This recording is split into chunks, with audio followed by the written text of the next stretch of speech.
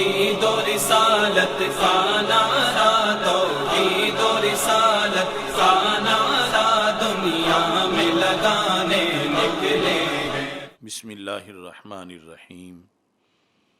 رب اشرح لی صدری ویسر لی امری واحلل عقدۃ من لسانی یفقہوا قولی۔ رضیت باللہ ربا وبالاسلام دینا وبمحمد صلی اللہ علیہ وسلم نبیا ورسولا۔ اللہ اکبر، اللہ اکبر، اللہ اکبر، لبیک لبیک لبیک یا رسول اللہ صلی اللہ علیہ وسلم۔ الحمد للہ رب العالمین والصلاة والسلام علی خاتم النبیین سید الرسل وخاتم المعصومین وعلی آلہ واصحابہ اجمعین۔ اما بعد فاعوذ باللہ من الشیطان الرجیم۔ بسم اللہ الرحمن الرحیم۔ فادعوہ مخلصین لہ الدین صدق اللہ العظیم وصدق رسولہ النبی الکریم الامین۔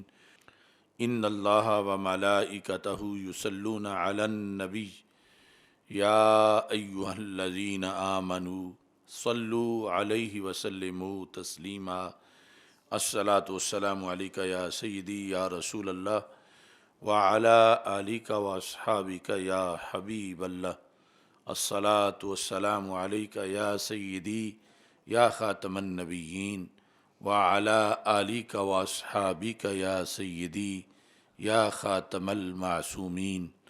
مولایا صلی وسلم دائما ابدا علی حبیبک خیر الخلق کلہم۔ منزہ عن شریک فی محاسنہ فجوہر الحسن فیہ غیر منقسم۔ محمد تاج رسل اللہ قاطبۃ، محمد صادق الاقوال والکلم، محمد ذکرہ روح لانفسنا، محمد شکرہ فرد علی الامم۔ رب صلی وسلم دائما ابدا علی حبیبک خیر الخلق کلہم۔ خدایا بحق بنی فاطمہ کہ بر قول ایماں کنی خاتمہ، اگر دعوتم رد کنی ور قبول، منو دستو دامان آل رسول صلی اللہ علیہ وسلم۔ اللہ تبارک و تعالی جل جلالہ وعم نوالہ واتم برہانہ وعظم شانہ وجل ذکرہ وعز اسمہ کی حمد و ثناء، اور حضور سرور کائنات مفخر موجودات زینت بزم کائنات دستگیر جہاں غم گسار زماں سید سروراں حامی بے کساں قائد المرسلین خاتم النبیین احمد مجتبیٰ جناب محمد مصطفیٰ صلی اللہ علیہ وآلہ واصحابہ وبارک وسلم کے دربار گوہر بار میں ہدیہ درود و سلام عرض کرنے کے بعد السلام علیکم ورحمۃ اللہ وبرکاتہ۔ رب ذوالجلال کے فضل اور توفیق سے رسول پاک صلی اللہ علیہ وسلم کی نگاہ عنایت سے تحریک لبیک یا رسول اللہ صلی اللہ علیہ وسلم اور تحریک صراط مستقیم کے زیر اہتمام 29ویں سالانہ فہم دین کورس کے سلسلہ میں مرکز صراط مستقیم تاج باغ لاہور سے یہ پروگرام مسلسل انعقاد پذیر ہیں۔ آج کا ہمارا موضوع ہے آؤ مخلص ہو جائیں۔ میری دعا ہے خالق کائنات جل جلالہ ہم سب کو قرآن و سنت کا فہم عطا فرمائے، اور رب ذوالجلال ہم سب کو دولت اخلاص سے مزید مالا مال فرمائے۔ اخلاص ایک بہت بڑا مرتبہ و مقام ہے، اور حصول اخلاص کی قرآن مجید برہان رشید میں دعوت دی گئی ہے۔ مومنین اللہ کے فضل سے مخلصین ہیں، لیکن قرآن مجید میں جس طرح ہے یا ایھا الذین آمنوا آمنو، اے ایمان والو ایمان لے آؤ، یعنی پہلے بھی صاحب ایمان ہیں اور پھر ان کو آگے دعوت ہے آمنو کی۔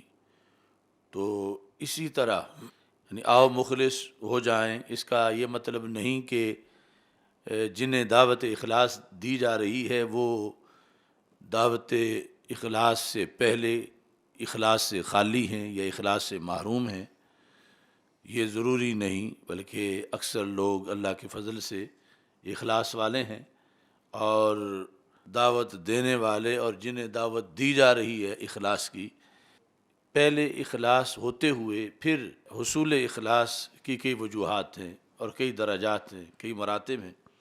تو اس بنیاد پر یہ موضوع رکھا گیا ہے۔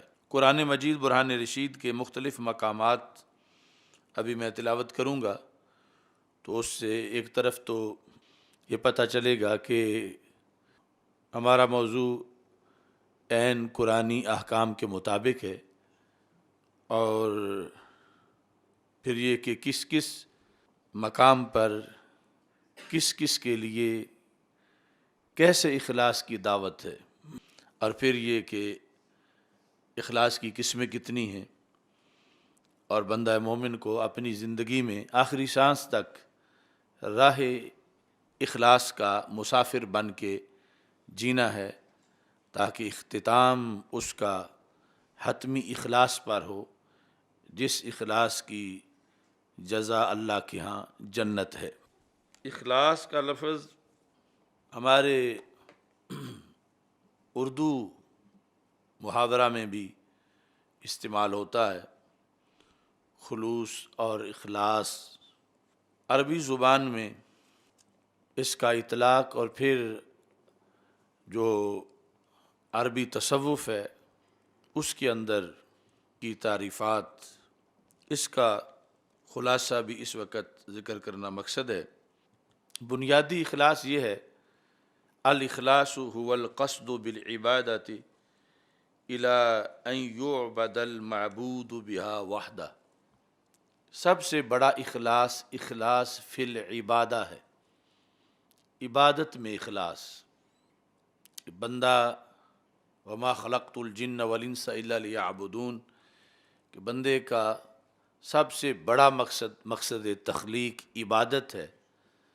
ویسے تو بہت سی چیزیں ہیں جن میں اخلاص مطلوب ہے، لیکن سب سے بڑھ کر جو اخلاص مطلوب ہے وہ ہے عبادت میں، کہ عبادت میں اخلاص ہو۔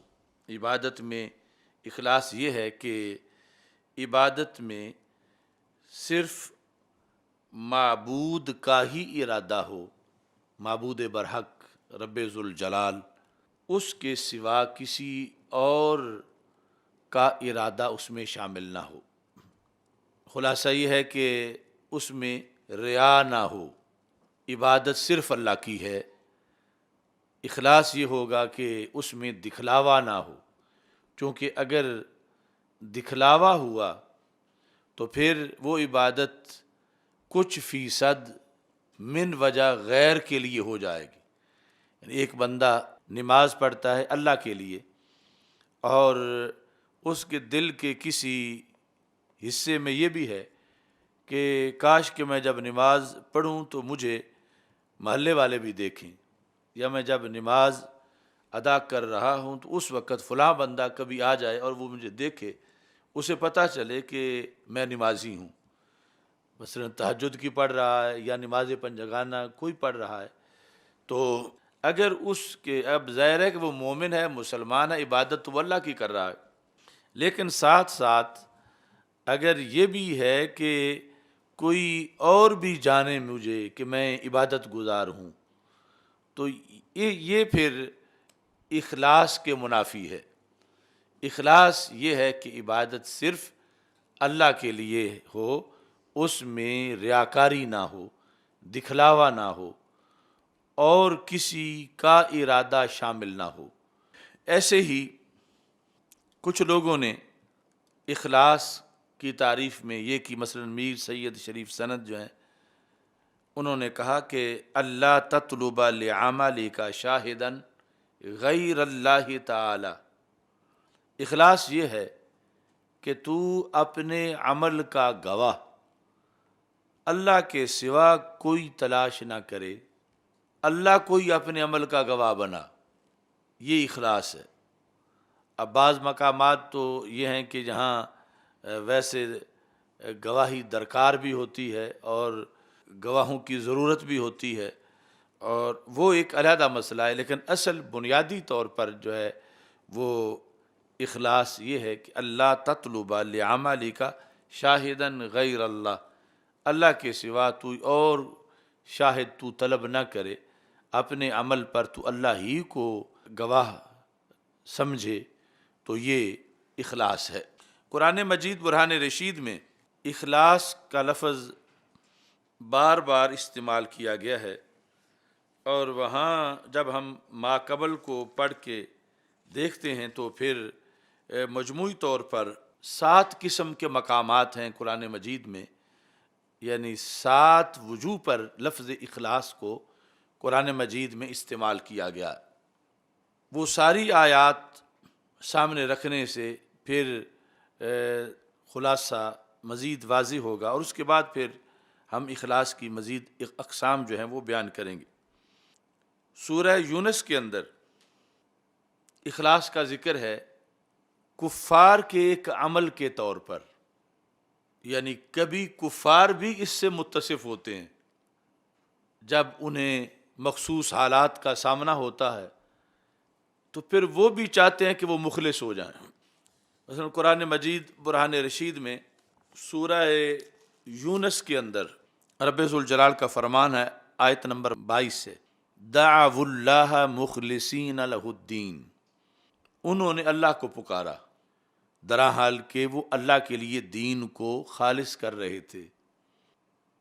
اب ما قبل پڑھیں تو پھر واضح ہوگا کہ کون ہے پکارنے والے اور کیوں ضرورت پیش آئی انہیں اب اخلاص کی، اور ان کا یہ اخلاص کیوں قبول نہ کیا گیا، اور کیسا اخلاص ہوتا ہے کہ جو قبول نہیں ہوتا، اور کون سا ہوتا ہے جو پھر قبول ہو جاتا ہے، اور بندے کو کس اخلاص کی حقیقت میں دعوت۔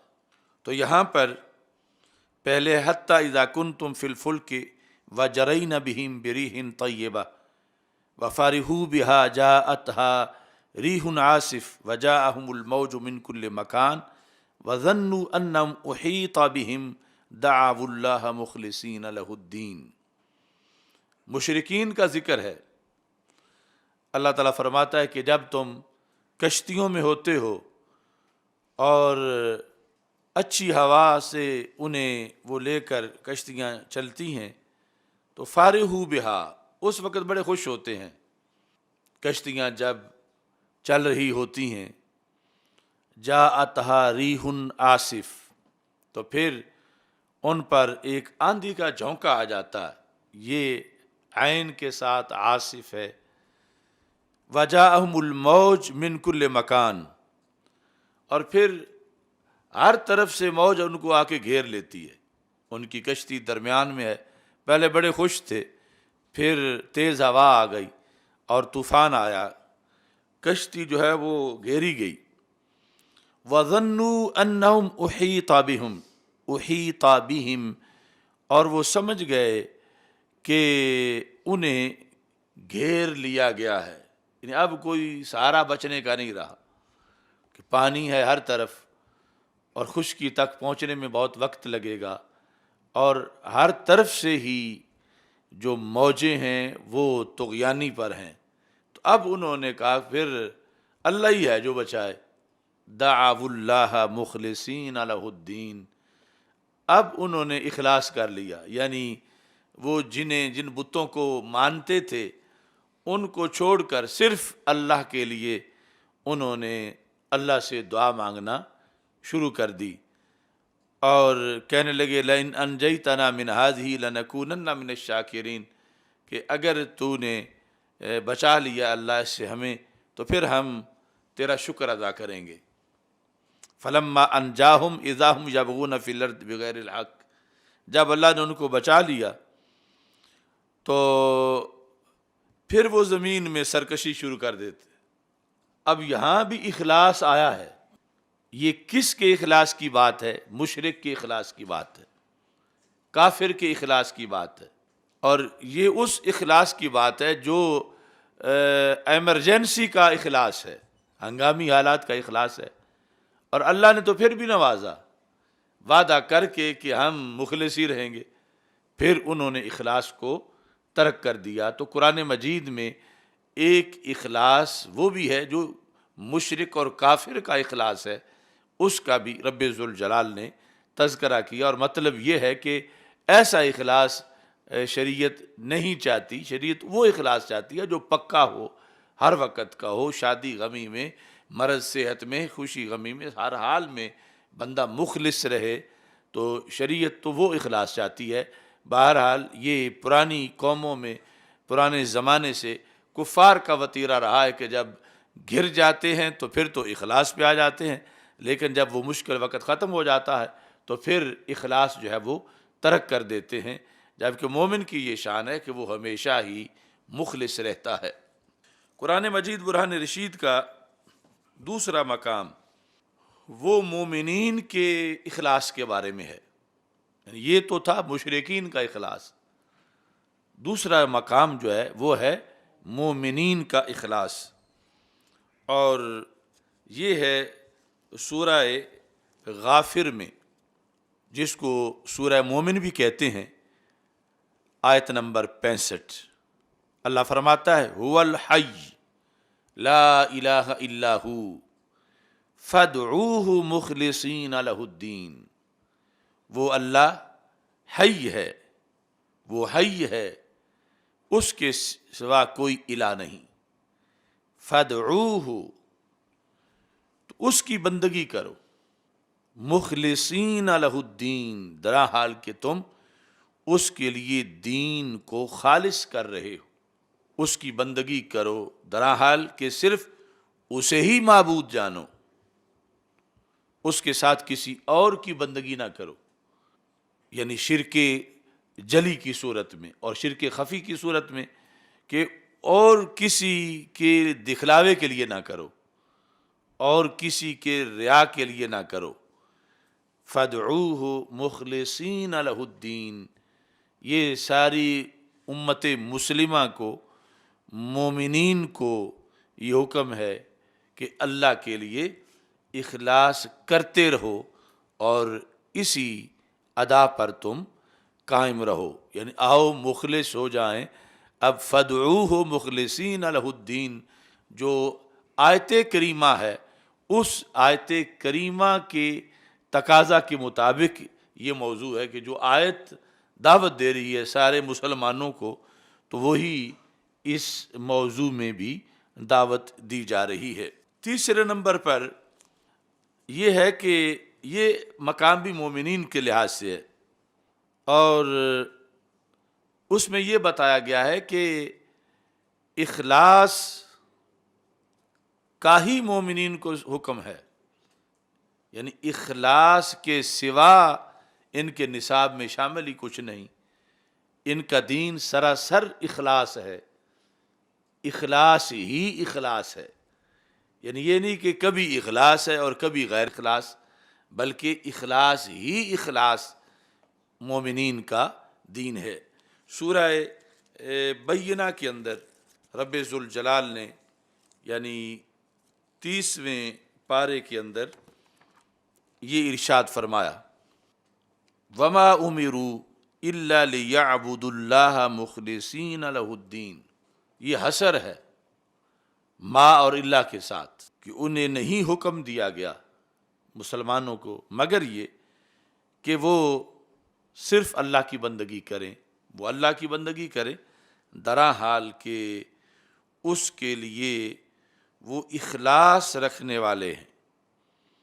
تو یہ تیسرا مقام ہے جہاں پر رب ذوالجلال نے اخلاص کے مقام و مرتبہ کو بیان کیا۔ چوتھے نمبر پر رب ذوالجلال نے قرآن مجید میں یہ اپنے انبیاء علیہ السلام کا وصف بیان کیا، یعنی مقام نبوت کو بیان کرتے ہوئے خالق کائنات جل جلالہ نے مقام اخلاص کو بیان کیا۔ تو مطلب یہ ہوا کہ عام مومن بھی اخلاص رکھتے ہیں، مگر ان کے اخلاص سے کہیں اونچا وہ اخلاص ہے جو ان ہستیوں کا ہے جن کو رب ذوالجلال نے مقام نبوت پر فائز کیا ہے۔ تو 23ویں پارے کے اندر سورہ صاد میں خالق کائنات جل جلالہ نے اس اخلاص کا ذکر کیا۔ وَاذْكُرْ عِبَادَنَا إِبْرَاهِيمَ وَإِسْحَاقَ وَيَعْقُوبَ أُولِي الْأَيْدِي وَالْأَبْصَارِ، یہ نبیوں کا تذکرہ ہے۔ وَاذْكُرْ عِبَادَنَا إِبْرَاهِيمَ وَإِسْحَاقَ وَيَعْقُوبَ أُولِي الْأَيْدِي وَالْأَبْصَارِ إِنَّا أَخْلَصْنَاهُمْ بِخَالِصَةٍ ذِكْرَ الدَّارِ، اِنَّا أَخْلَصْنَاهُمْ، ہم نے ان کو مخلص بنا دیا۔ یہ مخلص بھی ہوتا ہے، مخلص بھی ہوتا ہے۔ اخلصناہم، ہم نے ان کو یہ امتیاز بخشا کہ انہیں ہم نے مخلص بنایا۔ بخالصۃ ذکر الدار، بے شک ہم نے انہیں ایک کھری بات سے امتیاز بخشا کہ وہ اس گھر کی یاد ہے۔ تو اخلصناہم، یہ ہم ضمیر کا مرجع انبیاء علیہ السلام ہے، اور ان کا یہ مقام و مرتبہ خالق کائنات جل جلالہ نے واضح کیا۔ 5ویں نمبر پر منافقین کو دعوت دی گئی کہ تم نے نفاق چھوڑ کے ایمان کی طرف آنا ہے۔ تو منافقت کا خاتمہ تب ہوگا جب اخلاص آئے گا۔ تو منافقت کے خاتمے کے طور پر اخلاص کی شرط لگائی گئی کہ تم توبہ کرو اور تم مخلص ہو جاؤ، اور اس طرح خالق کائنات جل جلالہ نے سورہ نساء کے اندر کہا کہ وَأَخْلَصُوا دِينَهُمْ لِلَّهِ، انہوں نے اپنا دین اللہ کے لیے خالص کر لیا، کہ پہلے منافق تھے، اب منافقت جو ہے وہ ترک کر رہے ہیں، اور منافقت کا خاتمہ جو ہے اس کو اخلاص سے تعبیر کیا جاتا ہے۔ 6 نمبر پر یہ ہے کہ سورہ صافات کے اندر 23ویں پارے میں رب ذوالجلال نے کچھ لوگوں کا ذکر کیا، اور اس تذکرے کے اندر بھی رب ذوالجلال نے کہا وَمَا تُجْزَوْنَ إِلَّا مَا كُنْتُمْ تَعْمَلُونَ إِلَّا عِبَادَ اللَّهِ الْمُخْلَصِينَ أُولَٰئِكَ لَهُمْ رِزْقٌ مَعْلُومٌ فَوَاكِهُ وَهُمْ مُكْرَمُونَ۔ وَمَا تُجْزَوْنَ، تمہیں بدلہ نہیں ملے گا مگر وہ جو تم عمل کرتے ہو، إِلَّا عِبَادَ اللَّهِ الْمُخْلَصِينَ، مگر جو اللہ کے چنے ہوئے بندے ہیں ان کے لیے وہ روزی ہے جو ہمارے علم میں موجود ہے۔ ایسے ہی رب ذوالجلال نے پھر 7ویں مقام پر یہ فیصلہ سنایا کہ جو ابلیس کا فراڈ ہے، اس سے جو لوگ نجات پانے والے ہیں ان کا یہ منصب ہے کہ وہ مقام اخلاص پہ قائم ہے، اور جو مقام اخلاص پہ قائم ہے یہ اس کے بارے میں خود ابلیس بھی مان چکا ہے کہ یہ اس کے ہتھے نہیں چڑھتا، اور یہ پاورفل ہے، ابلیس اس سے نا امید ہو چکا ہے۔ یہ بھی سورہ صافات کے اندر خالق کائنات جل جلالہ کا اس سلسلہ میں فرمان ہے۔ رب ذوالجلال نے صافات کے اندر اس چیز کا ان لفظوں میں ذکر کیا، جس میں یہ ہے کہ الا عبادک منہم المخلصین، کہ باقی سب کو تو میں اغوا کروں گا مگر اے اللہ یہ تو تمہارے مخلص بندے ہیں، مخلصین جنہیں تیری طرف سے اخلاص دیا گیا، وہ پاورفل ہیں، وہ میرے اغوا میں نہیں آ سکیں گے۔ تو یہ ساری آیات جو بیان کی گئیں، یعنی یہ نہیں کہ لفظ اخلاص صرف انہی جگہ پہ آیا ہے، یہ بڑے بڑے مقامات یہی ہیں کہ باقی بھی جو الفاظ ہیں وہ انہی کے نیچے تقریباً داخل ہوتے ہیں۔ ان مواقع پر ان کیٹیگریز کے اندر ان آیات کا بھی تذکرہ آتا ہے۔ تو اس طرح اخلاص یعنی ایک جامع مضمون ہے. کافر بھی کوشش کرتا ہے اس کی، لیکن اس کے اخلاص کو قبول نہیں کیا گیا. وہ تب قبول ہے کہ جب وہ پکی توبہ کر لے اور پھر اسی پہ زندگی بھر قائم رہے. منافقوں کو دعوت ہے کہ منافقت کے خاتمے کا نام اخلاص ہے، اور مومنین کا منصب یہ ہے کہ مومنین اخلاص کرتے ہیں اور ساری زندگی اخلاص برقرار رہتا ہے.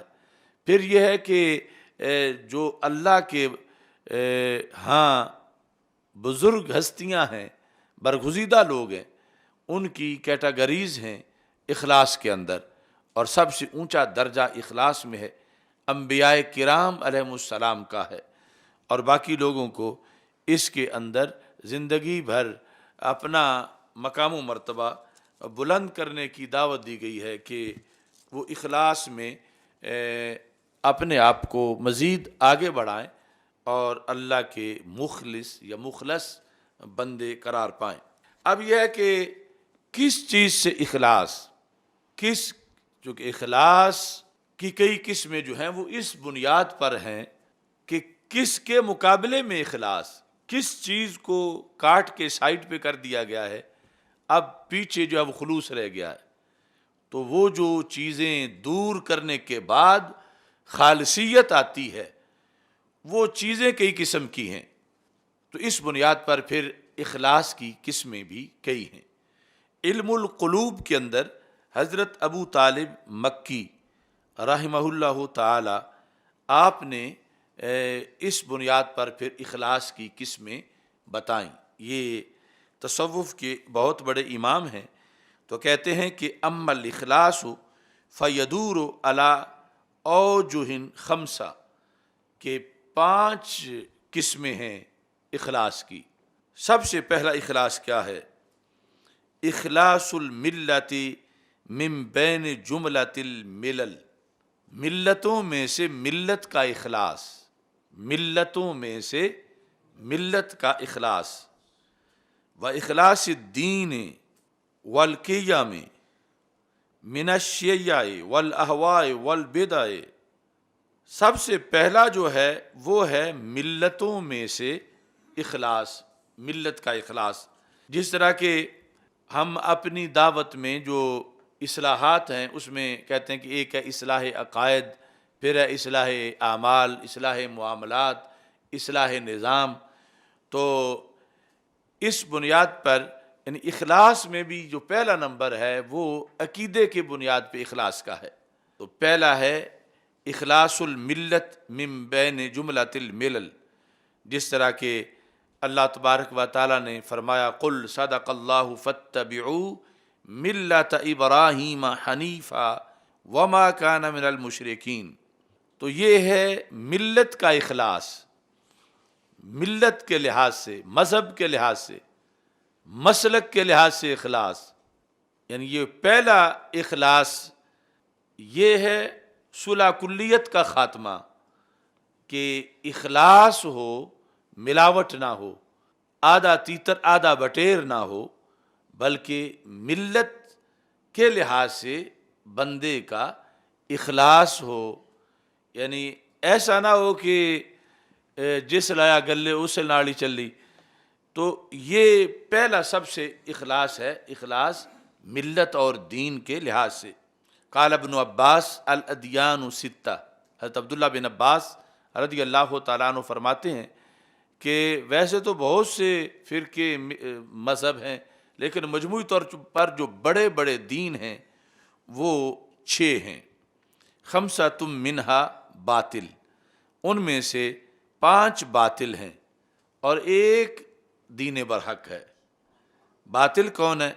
کہتے الیہودیہ والنصرانیہ والمجوسیہ والسابیہ والمشرکین فہذہ باطلۃ والحق الواحد وہو دین الاسلام. تو باقی سب باطل ہیں اور ایک حق ہے اور وہ دین اسلام ہے. یہ اخلاص بھی آج مبہم ہوتا جا رہا ہے.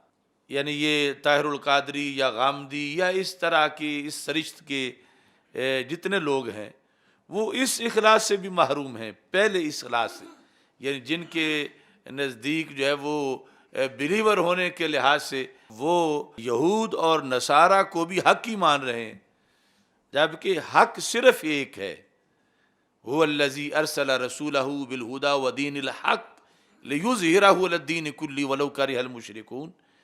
تو حق صرف اسلام ہے، اسلام کے سوا کوئی دین حق نہیں ہے، یہ کلیئر ہے۔ یعنی اگر کوئی اوروں کو بھی حق مانتا ہے تو وہ منکر قرآن ہے، اور یہ اس وقت یعنی سب کو تھوڑا تھوڑا حق ماننا، یہ ہے وحدت ادیان کا ایک سبق جو انٹرنیشنل سطح پہ امریکہ اور اس کے حواریوں کا دیا ہوا۔ اس بنیاد پر یعنی یہ پھر آگے اس کی تشریح کی جاتی ہے کہ سارے ہی صحیح ہیں، سارے ہی سچے ہیں، کسی کو کچھ نہ کہو۔ اب کسی کو اور تو کچھ نہ کہو، مگر یہ تو کہو کہ اس کا دین باطل ہے۔ کسی کو کچھ نہ کہو میں یہ بھی اگر شامل کیا ہوا ہے کہ یہودیت کو باطل نہ کہو، نصرانیت کو باطل نہ کہو، مجوسیت کو باطل نہ کہو، ہندو سکھ کو باطل نہ کہو، تو یہ تو پھر کہ اس بندے کا اپنا دین برحق ہو ہی نہیں سکتا کہ جو اسلام کے سوا باقی کو باطل مانتا ہی نہیں ہے۔ یعنی اسلام کا حق ہونا کسی کے نزدیک یہ بنتا ہی تب ہے جب باقی سب کو باطل مانتا ہے، تو پھر یہ ہوگا کہ اس کو اخلاص حاصل ہے اور یہ اسلام کو ہی حق مانتا ہے، اسلام کے سوا اور کسی کو حق نہیں مانتا۔ تو باقی کو باطل ماننا یہ اسلام کو حق ماننے کے اندر داخل ہے۔ باقی کو باطل کہے بغیر اسلام کو حق مانا ہی نہیں جا سکتا، تو صرف اسلام ہی حق ہے۔ اگر باقی بھی کوئی بھی حق ہو تو یہ بندہ مومن نہیں کہ جو باقی کسی کو بھی حق مانتا ہے، تو صرف اسلام ہی حق ہے۔ اب اس ہی حق میں کسی کو ضرور کچھ کہا گیا ہے، اور اگر کوئی کہتا ہے کہ کسی کو کچھ نہ کہو، اس معنی میں بھی کہ وہ بھی حق ہیں، ان کا بھی حق ہے، وہ بھی حق ہیں، تو اس بنیاد پر یعنی جو اخلاص کی دعوت ہے سب سے پہلے وہ ہے اس میں کہ اپنے مذہب اور ملت کے لحاظ سے جو اخلاص ہے، یہ اخلاص تب حاصل ہوگا جب اسلام کے سوا باقی سب کے بارے میں وہ بول کے زبان سے یہ بیان کرے گا، دل میں مانے گا کہ باقی سب باطل ہیں، صرف اسلام حق ہے۔ تو اب یہ ہے کہ اس بندے کو اخلاص حاصل ہے دین برحق کے لحاظ سے۔ حضرت عبداللہ بن عباس رضی اللہ تعالی عنہ نے اس بنیاد پر آپ نے کہا کہ یہودیت، نصرانیت، مجوسیت اور سابیہ اور مشرکین فہذی باطلۃ والحق الواحد وہو دین الاسلام، حق صرف ایک ہے۔ اور اس پر پھر انہوں نے آیت پڑھی وَمَن يَتَّبِعْ غَيْرَ الْإِسْلَامِ دِينًا فَلَن يُقْبَلَ مِنْهُ، جو اسلام کے سوا بھی کسی دین کی پیروی کرتا ہے تو اس سے وہ قبول نہیں کیا جائے گا۔ وَهُوَ فِي الْآخِرَةِ مِنَ الْخَاسِرِينَ، اور وہ آخرت میں خاسرین میں ہوگا، یعنی آخرت میں تو ضرور ہوگا۔ ہو سکتا ہے دنیا میں بھی اس کو خسارہ مالی نظر آئے، دنیا میں ہو سکتا ہے مالی خسارہ نظر نہ آئے، لیکن آخرت کی قید اس لیے لگائی کہ آخرت میں تو ضرور خسارہ ہی خسارہ ہے، اگرچہ دنیا میں ہو اسے یا دنیا میں نہ ہو یا اسے معلوم نہ ہو، اگرچہ آیا ہوا ہو اس پر خسارہ۔ تو اس بنیاد پر جو ہے یہ اللہ کا کروڑوں بار شکر ہے کہ ہم سارے مخلص ہیں اور مخلص ہیں، کہ ہمیں ملت کا اخلاص حاصل ہے، اور اس ملت کے اخلاص کی بنیاد پہ ہی ہمیں مسلک کا اخلاص حاصل ہے، اور یہ اخلاص نجات کے لیے ضروری ہے۔ اب لوگ کہتے ہیں کہ بعض کو کہتے ہیں ہم صوفی مزاج ہیں، اور یہ جو ہمارے لحاظ سے کہتے ہیں یہ مولوی ہیں، یہ مولوی سخت ہوتے ہیں، تب ابو طالب مکی تو صوفی مزاج ہیں۔ تو حقیقت ہر جگہ ایک ہی ہے، خواہ صوفی مزاج کو ہو یا مفتی مزاج ہو، مولوی مزاج ہو۔ تو اس میں انہوں نے یہ کہا کہ کان الناس امۃ واحدۃ علی دین الاسلام فاختلفوا فقوم عبدوا النور وقوم عبدوا النار وقوم عبدوا الظلمة وقوم عبدوا الملائكة وقوم عبدوا الجمادات وقوم اشرکوا مع اللہ بعزیر. کہتے ہیں کہ اس طرح لوگ بھٹکے کہ کسی نے روشنی کی عبادت شروع کر دی، کسی نے آگ کی شروع کر دی، کسی نے اندھیرے کی شروع کر دی، کسی نے ملائکہ کی شروع کر دی، کسی نے جمادات کی شروع کر دی، اور کسی نے حضرت عزیر علیہ السلام کی شروع کر دی، اور اس طرح یہودی بن گئے، اور کسی نے حضرت عیسیٰ علیہ السلام کی شروع کی تو نصارہ بن گئے. وقوم عبدوا اللہ مخلصین لہ الدین ولو کرہ الکافرون. اور یہ امت مصطفیٰ صلی اللہ علیہ وسلم ہے کہ انہیں اللہ نے اخلاص کی دولت عطا فرمائی ہے. یہاں بھی ضمناً وہ حدیث جو میدان معاشر کی ہے اس سے بھی یعنی یہ ثابت ہوتا ہے کہ یہ امت توحید ہے اور امت اخلاص ہے، اور یہ یہود و نصارہ کی طرح نہیں ہے جس طرح کہ ابن عبد الوہاب اور اسماعیل دہلوی نے ان کو شرک میں ڈوبا ہوا بیان کر کے ان امتوں کی طرف قرار دیا. کیونکہ بخاری شریف کی حدیث ہے کہ ہمارے آقا صلی اللہ علیہ وسلم فرماتے ہیں میدان معاشر میں جو بھی کسی کی عبادت کرتا ہے، دنیا میں بت پرستی اس نے کی، اس نے گائے کو پوجا، جو بھی کسی کی عبادت کرتا رہا، شرک کرتا رہا، اسے میدان معاشر میں اس کے ساتھ اٹیچ کیا جائے گا، اور اٹیچ کر کے اسے پھر جہنم میں پھینک دیا جائے گا. جس پتھر کی کرتا رہا، جو بھی کرتا رہا. تو یہ سارے یعنی جو بھرا ہوا میدان معاشر ہے، یوں کر کے اس کا بہت حصہ خالی کیا جائے گا کہ اپنے اپنے معبودوں کے ساتھ انہیں یوں ملا دیا جائے گا. اور پیچھے جو رہ جائیں گے ان میں پھر وہ اہل کتاب کے لوگ ہوں گے کہ جنہوں نے حضرت عیسیٰ علیہ السلام کے بارے میں کے لحاظ سے شرک کیا یا حضرت عزیر علیہ السلام کے لحاظ سے شرک کیا. اب ان کو پھر چونکہ یہ اللہ کے عظیم پیغمبر تو ان کو روکتے رہے، اور یہ جو ہیں یہ پھر علیحدہ کر کے یہاں معبود کے سمیت پیکج نہیں بنے گا، انہیں علیحدہ پھر جو ہے وہ صرف جو عبادت کرنے والے ان کو جہنم میں بھیج دیا جائے گا. اب پیچھے جو مجمع ہوگا وہ صرف اس امت کا رہ جائے گا، یعنی امت مسلمہ کا. ابھی تک منافق اس میں موجود ہوں گے، تو پھر چھانٹی کر کے منافقوں کو نکالا جائے گا، انہیں بھی جہنم میں بھیجا جائے گا. پیچھے یہ امت خالص رہ جائے گی منافقین کے بغیر. اب جن لوگوں نے اس امت کے بارے میں شرک کا بنایا ہوا تھا، تو کوئی قسم پھر سرکار یہ بھی بیان کرتے کہ پھر اس امت کے مشرکوں کی باری آ جائے گی. پھر معاذ اللہ جس طرح ابن عبد الوہاب یا یہ جو ہے اسماعیل دہلوی مثلا میلاد منانا شرک ہے، 11ویں کرنا شرک ہے، انہوں نے جو بنایا ہوا، تو پھر میدان معاشر میں ہوتا کہ اس امت کے اندر جن لوگوں نے یا رسول اللہ صلی اللہ علیہ وسلم کہا تھا انہیں پھر سائڈ پہ کیا جائے گا، پھر ان کو گرایا جائے گا معاذ اللہ، پھر فلاں کو گرایا جا، پھر پیچھے جو ہیں وہ رہ جائیں گے اتنے کہ جنہوں نے زندگی بھر کبھی یا رسول اللہ صلی اللہ علیہ وسلم نہیں کہا. یعنی یہ مرزا جہنمی اور اس طرح کی کیٹیگریز کے جو لوگ ہیں جنہوں نے شرک اتنا بنایا ہوا ہے. تو پھر میدان معاشر والی حدیث کے اندر آخر میں جہاں جا کر سب جہنم میں چلے گئے جتنے بھی مشرک تھے، بعد میں صرف جنہیں بھیجا گیا وہ اس امت کے منافقین تھے. یہ امت باقی ٹوٹل بچی ہوئی تھی، منافقوں کو سائڈ پہ کر کے جہنم میں بھیجا گیا. جو پیچھے ہیں ان سے پھر رب نے ملاقات کی اور کہا کہ میں تمہارا رب ہوں، اب چلو میں تمہیں جنت لے چلتا ہوں. تو یہ جو انہوں نے بنائے ہوئے ہیں سٹیپ اور کوٹے، اس کا تو کہیں ذکر ہی نہیں.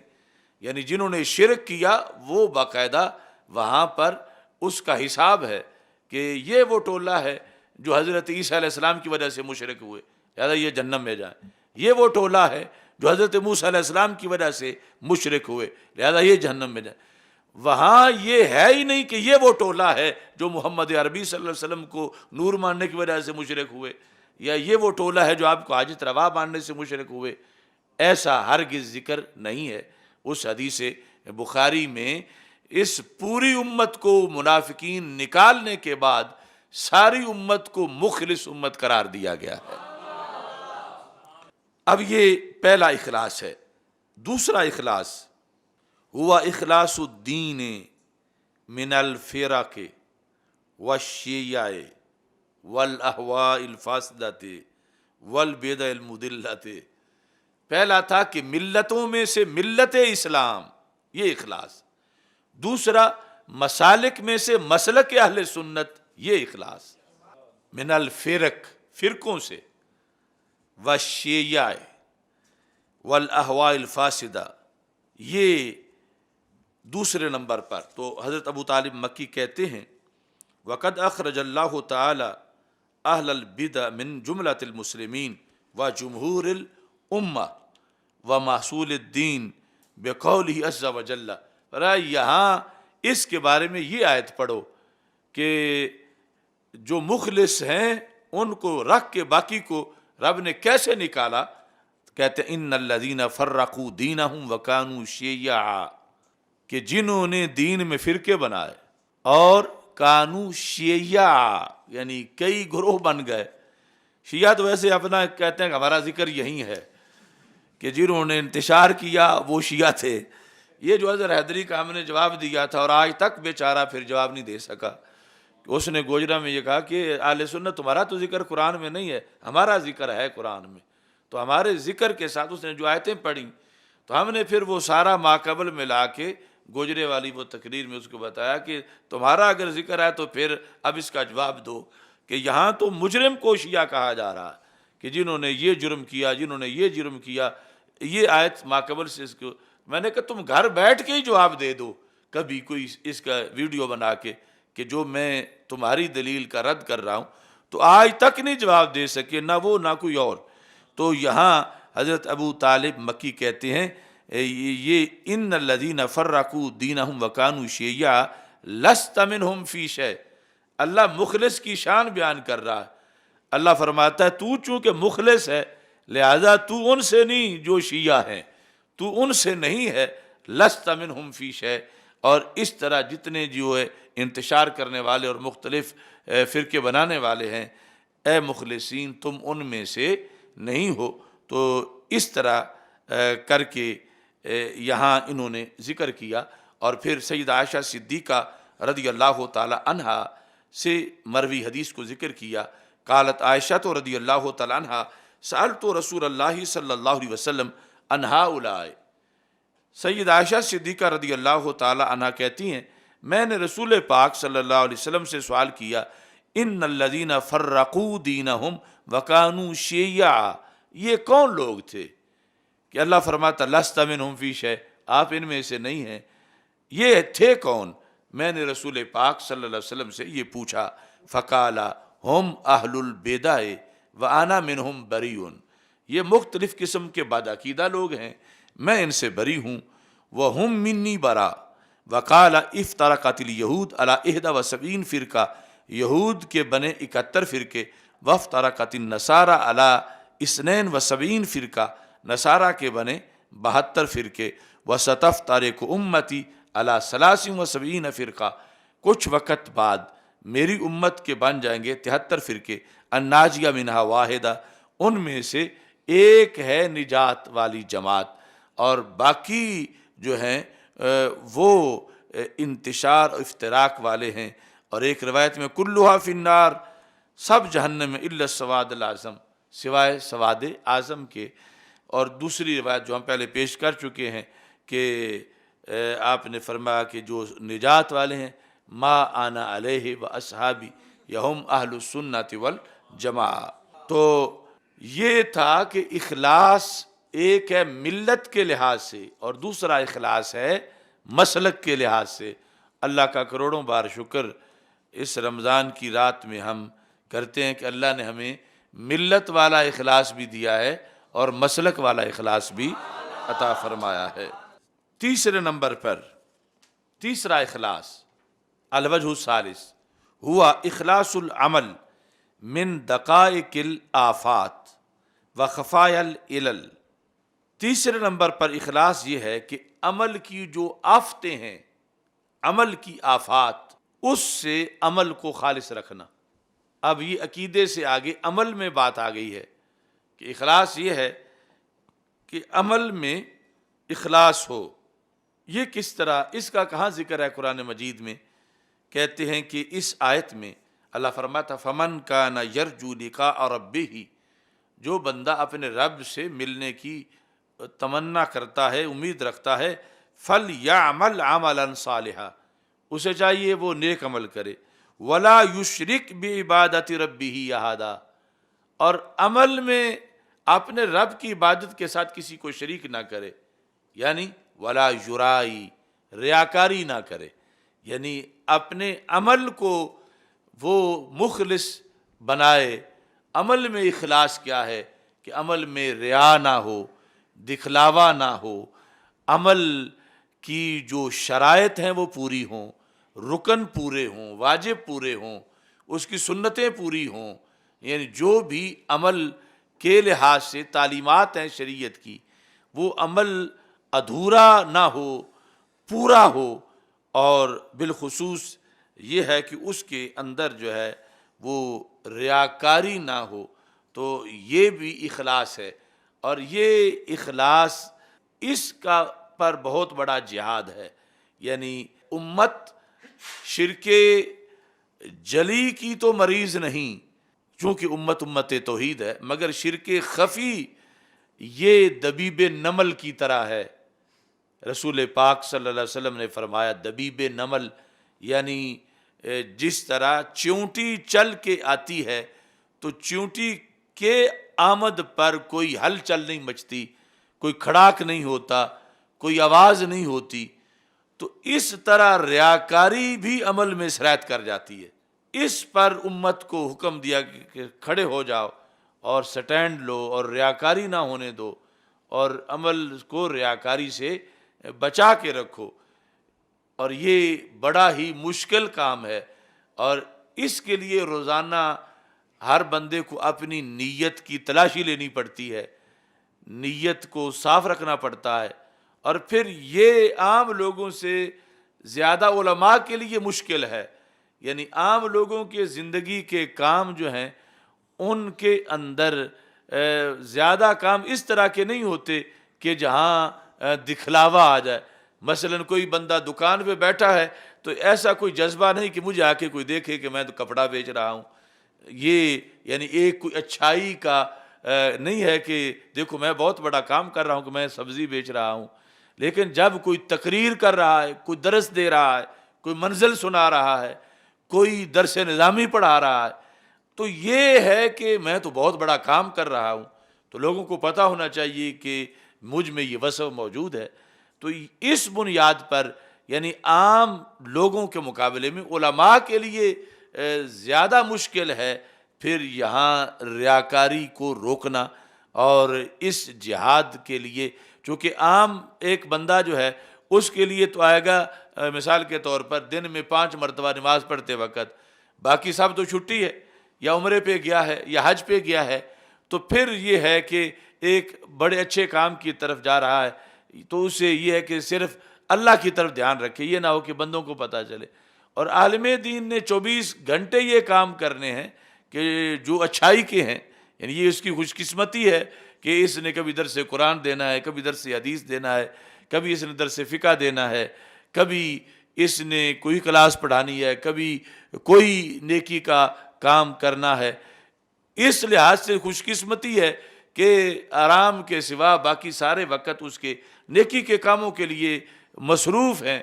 لیکن آگے آزمائش یہ ہے کہ جو دنیا دار ہیں ان کے لیے تو اب خطرہ کوئی نہیں کہ دنیا داری کے کام کے وقت کے اب دل میں خیال آئے کہ لوگوں کو پتہ چل جائے کہ میں یہ کام کر رہا ہوں، اور جس کے سارے چوٹی کے کام ہیں اچھے، اس کے لیے پھر یہ خطرہ ہے۔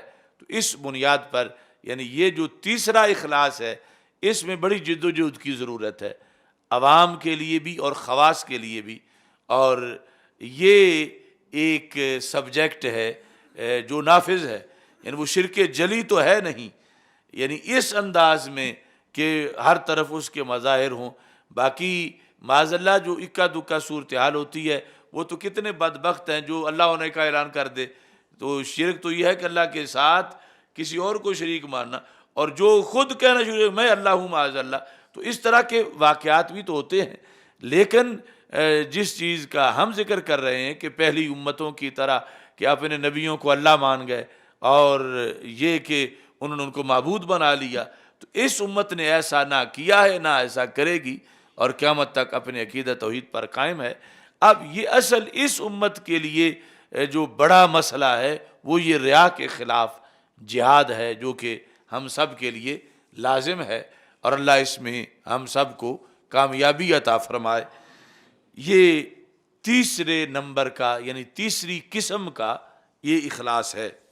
چوتھے نمبر پر جو اخلاص انہوں نے بیان کیا، حضرت ابو طالب مکی جو ہیں کہتے ہیں کہ لا خیر فی کثیر من نجواہم الا من امر بصدقہ، یعنی اس اخلاص کے اندر جو تعلیمات ہیں اللہ تعالیٰ کی قرآن میں، اور جو تعلیمات ہیں رسول اکرم صلی اللہ علیہ وسلم کی سنت کے لحاظ سے، یعنی جس کو ہم شریعت کہتے ہیں، اس کے لحاظ سے اخلاص، یعنی اپنا نظام، اپنا دین اور اپنے معاملات اس میں شریعت کی پیروی کریں، جو شریعت سے ہٹ کر کوئی اپنی طرف سے گھڑ کے کوئی نظام بنائے اور کوئی اس طرح کے ضابطے بنائے جو کہ قرآن سے پھر ٹکرا رہے ہوں، ان کی طرف نہ جائے۔ یہ اخلاص جو ہے اس کی دعوت دی گئی، اور اس میں یہ کہا گیا وَمَن يَفْعَلْ ذَلِكَ ابْتِغَاءَ مَرْضَاتِ اللَّهِ فَسَوْفَ نُؤْتِيهِ أَجْرًا عَظِيمًا، اور کہا گیا یا ایھا الذین آمنوا کونوا قوامین بالقسط شہداء للہ ولو علی انفسکم۔ تو یہ یعنی جامع طریقے سے اس اخلاص کا حکم دیا گیا، جس میں مثلا اخلاص یہ ہے کہ عدل ہو، ظلم نہ ہو۔ ظلم جب آئے گا تو پھر اخلاص نہیں رہے گا۔ تو یہ چوتھی طرح کا اخلاص انہوں نے ذکر کیا۔ پانچویں طرح کا اخلاص ہوا اخلاص الاخلاق باتباع مرضات الملک الخلاق، اخلاق کے لحاظ سے اخلاص، کیونکہ اللہ تعالیٰ نے جس چیز کو فائنل کیا وہ یہ ہے لَقَدْ كَانَ لَكُمْ فِي رَسُولِ اللَّهِ أُسْوَةٌ حَسَنَةٌ۔ اب یہاں مطلب کیا ہوگا اخلاص کا کہ فیشن نہ کرو، سرکار کی سنت پہ چلو۔ یعنی اگر کوئی فیشن پہ چل رہا ہے تو وہ اخلاص نہیں۔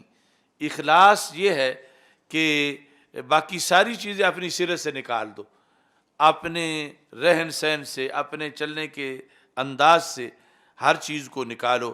اور وَإِنَّكَ لَعَلَىٰ خُلُقٍ عَظِيمٍ، رسول پاک صلی اللہ علیہ وسلم کے خلق کو رب ذوالجلال نے خلق عظیم کہا، تو کوئی فلمی سٹار، کوئی کرکٹر، کوئی اس طرح کا ہیرو بنا ہوا، یعنی اس کی عادات، اس کی بود و باش، اس سے ہٹ کر رسول پاک صلی اللہ علیہ وسلم کی سنتیں اور آپ کے معمولات، ان پر قائم رہنا، یہ اخلاص ہے۔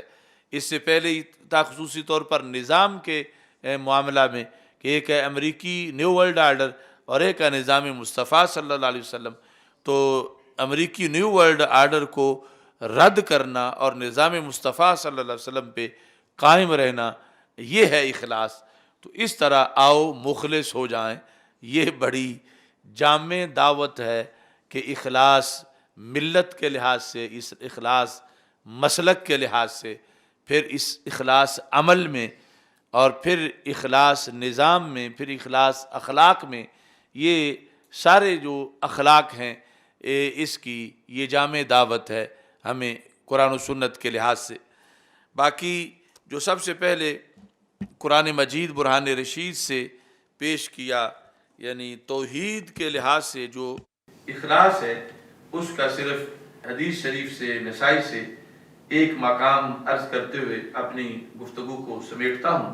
حضرت سعد بن ابی وقاص رضی اللہ تعالی عنہ روایت کرتے ہیں کہ حضرت اکرمہ بن ابی جہل ابو جہل کا بیٹا اکرمہ جب تک کلمہ نہیں پڑھا تھا، مشرک تھے جس وقت، تو اس وقت کی بات، فراکب البحر فاصابتهم عاصفۃ، بحری سفر یہ کر رہے تھے اور شدید طوفان آ گیا۔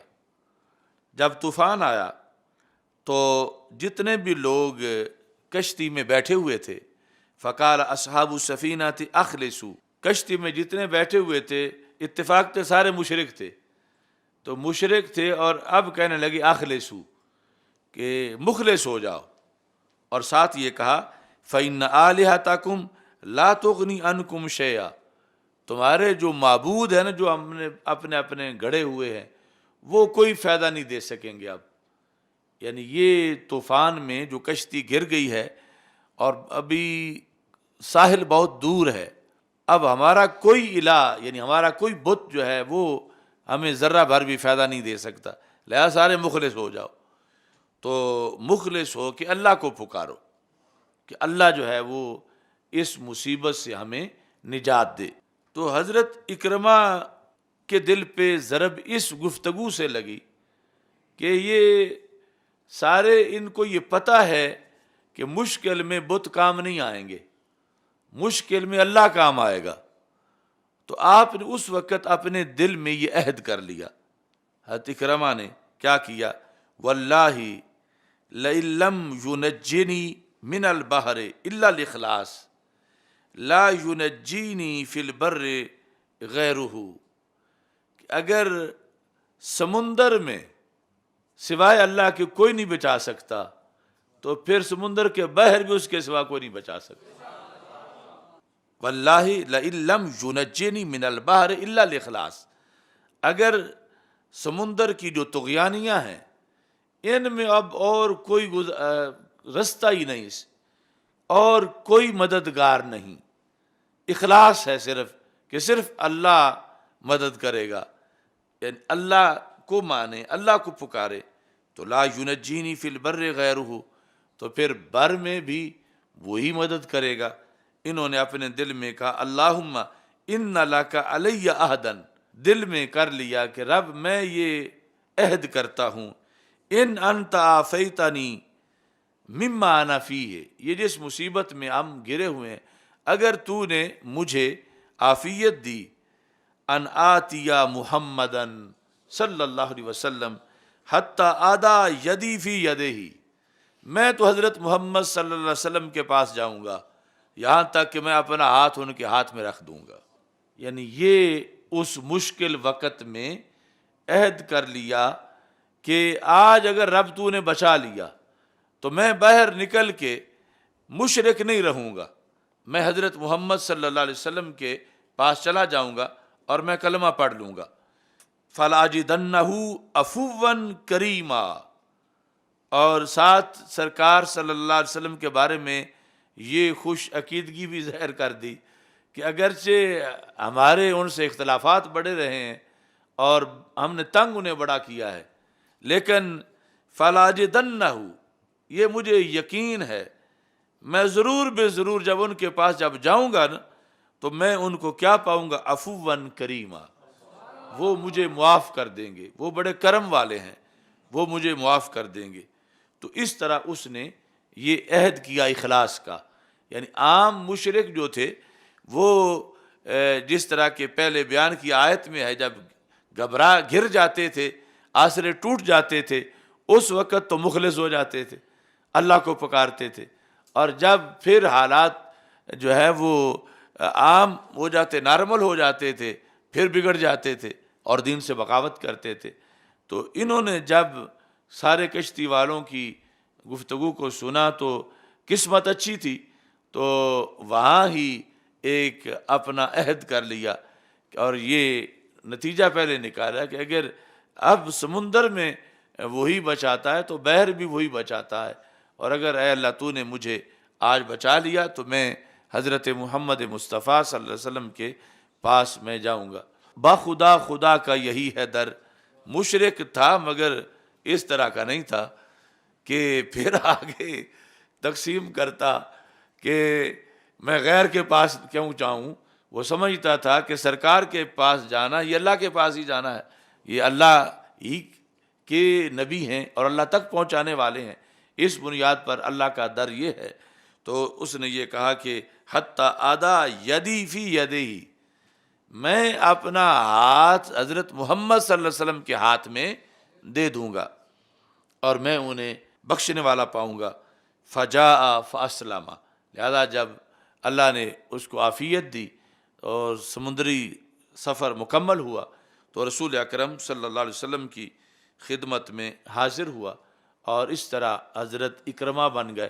یہ سنن نسائی کے اندر ان کا یہ تذکرہ اس طرح موجود ہے، جس کو حضرت سعد بن ابی وقاص رضی اللہ تعالی عنہ نے روایت کیا ہے۔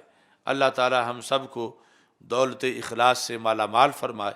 وآخر دعوایا ان الحمد للہ رب العالمین۔